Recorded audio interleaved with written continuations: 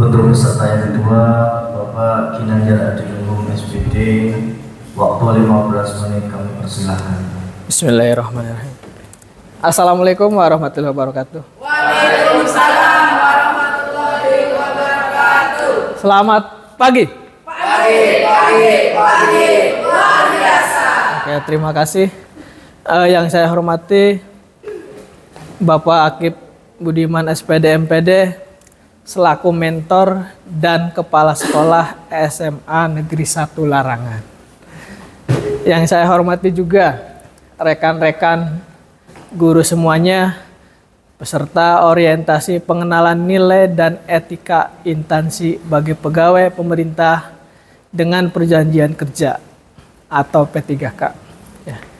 Di sini saya akan mempresentasikan seminar laporan orientasi pengenalan nilai dan etika instansi bagi pegawai pemerintah dengan perjanjian kerja pemerintah Provinsi Jawa Tengah. Perkenalkan, nama saya Ginanjar Adiluhung. Saya berasal dari SMA Negeri 1 Banjarharjo. Atasan langsung saya yaitu Pak Tarisno selaku kepala sekolah. Saya di Banjarharjo mengajar guru olahraga.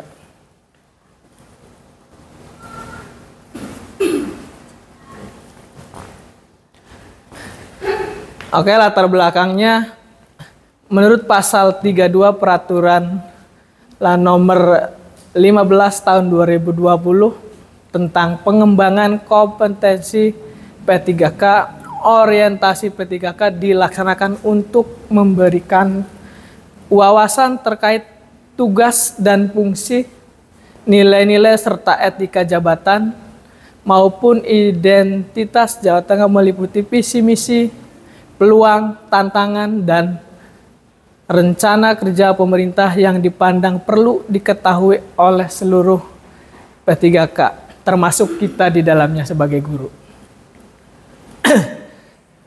Visi misi Provinsi Jawa Tengah, visinya yaitu Jawa Tengah sebagai penumpu pangan dan industri nasional yang maju, sejahtera, berbudaya, dan berkelanjutan.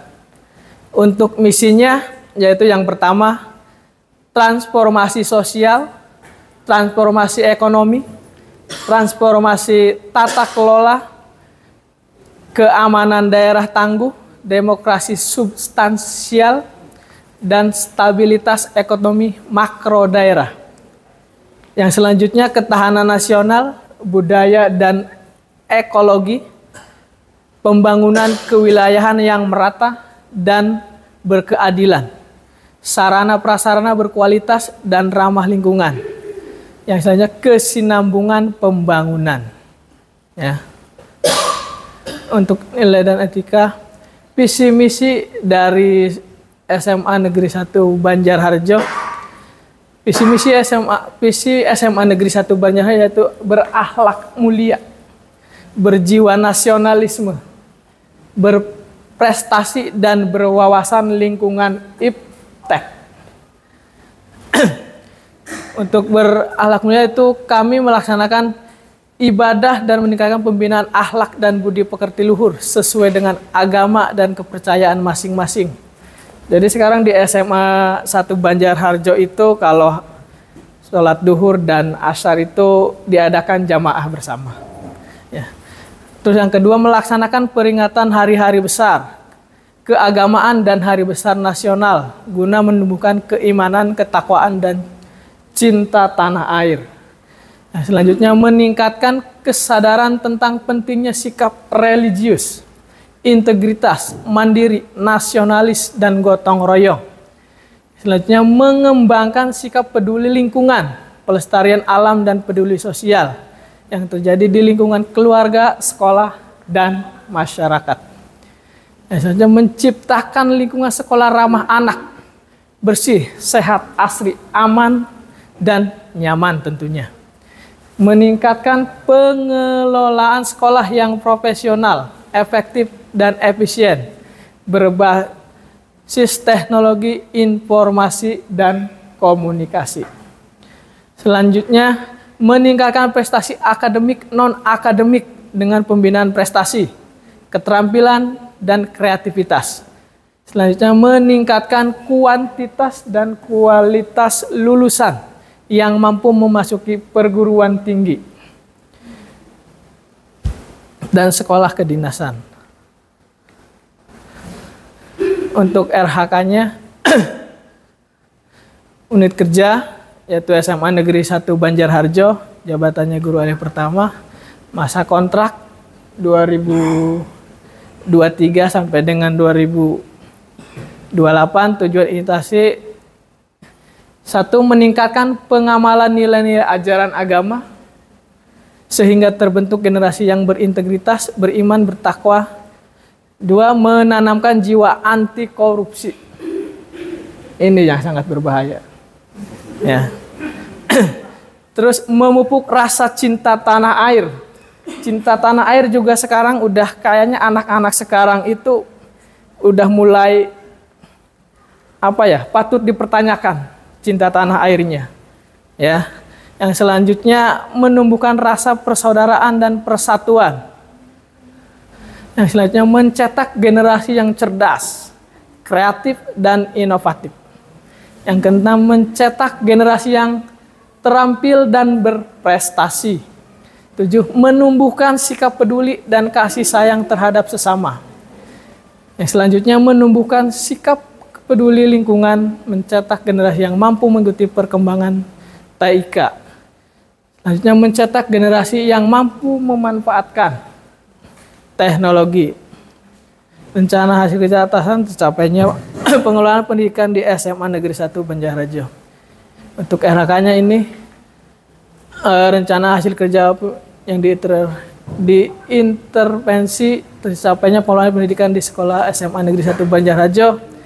Itu yang pertama, rencana hasil kerjanya meningkatkan kompetensi melalui peran sebagai peserta didik bagi praktik baik yang diselenggarakan komunitas belajar atau KOMBEL. Ya. Yang kedua, meningkatkan kompetensi melalui peran sebagai peserta kegiatan pelatihan atau diklat. Yang selanjutnya, meningkatkan partisipasi kegiatan mengikuti seminar lokakarya, operasi studi banding lapangan yang diselenggarakan di bidang pendidikan. Terlaksananya pembelajaran tersebut asesmen atau KOSP. Terlaksana pembelajaran melalui perencanaan dan perangkat penilaian. Tersusunnya kurikulum pendidikan KOSP.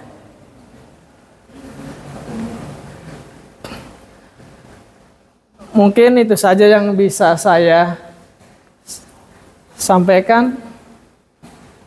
Terima kasih. Terima kasih kepada Bapak dan Bapak Kinerja Adiluhung SPD. Kepada Bapak Ibu, barangkali ada yang menanyakan, monggo dipersilakan. Pertanyaan. Assalamualaikum warahmatullahi wabarakatuh. Waalaikumsalam warahmatullahi wabarakatuh. Saya dari Maripatul Laini dari SMA 1 Larangan, izin bertanya kepada Pak Ginanjar. Yang pertama, apakah Anda sudah mengikuti berbagai praktik baik di komunitas belajar?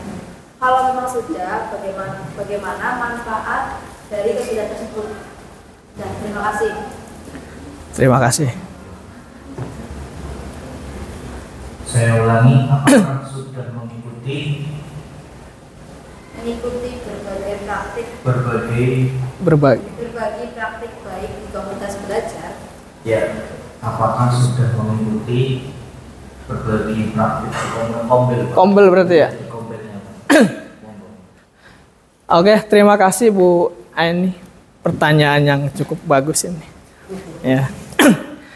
Oke, kebetulan di sekolah kami itu melaksanakan kegiatan KOMBEL sendiri ya. Yang kemarin itu ada beberapa juga tentunya rekan saya yang jadi narasumber. Kebetulan di sekolah SMA Banjar itu ada yang lagi ikut CGP ya, dan olahraga juga itu. Oke, di situ beliau itu memberikan ilmunya, berbagi, memberikan saran juga ke kita semua. Jadi salah satu contohnya itu untuk cara mengelola kelas. Ya, cara mengelola kelas ini, misalkan ketika kita di awal pembelajaran, ya, biar pembelajarannya itu tertib, disiplin dan sebagainya, itu di situ kita harus bikin yang namanya keyakinan kelas. Keyakinan kelas itu jadi dicetuskan oleh anak-anak sendiri, bukan dari kita seorang guru.